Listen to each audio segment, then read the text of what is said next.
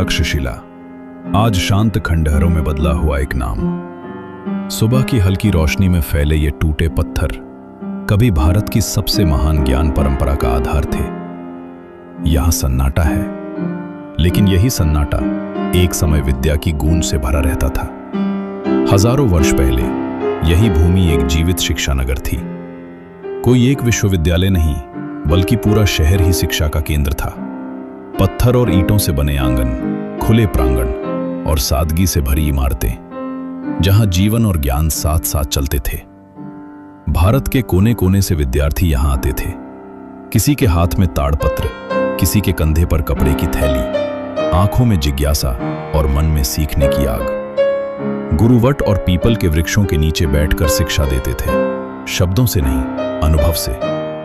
यहां आयुर्वेद सिखाया जाता था, जहां औषधियां जंगल से आती थीं। छतों पर बैठकर आकाश देखा जाता था, तारों की गति समझी जाती थी। तर्क, दर्शन, व्याकरण और राजनीति पर शांति से वाद विवाद होते थे। ज्ञान यहां व्यापार नहीं था, साधना था। छात्र सादा जीवन जीते थे। सेवा, अनुशासन और अध्ययन ही उनका मार्ग था।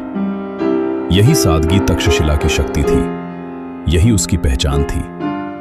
लेकिन समय हमेशा एक सा नहीं रहता। इस क्षेत्र में राजनीतिक अस्थिरता बढ़ने लगी। आक्रमणों और संघर्षों ने इस ज्ञान नगर को धीरे धीरे कमजोर कर दिया।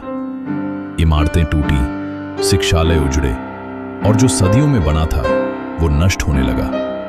कहीं आग लगी, कहीं लूट हुई, कहीं लोग जान बचाकर भागे। ये किसी एक क्षण की कहानी नहीं थी, बल्कि एक सभ्यता के धीरे धीरे मिटने की त्रासदी थी।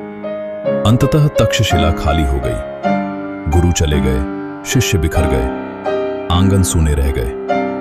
ज्ञान जो कभी यहां बहता था, खामोश हो गया। सदियां बीत गईं, प्रकृति ने इन दीवारों को ढक लिया। आज पर्यटक इन खंडहरों को देखते हैं, लेकिन शायद ये नहीं सुन पाते कि पत्थर क्या कह रहे हैं। तक्षशिला आज भी प्रश्न पूछती है, अगर ये ज्ञान बच गया होता तो मानव इतिहास कितना अलग होता।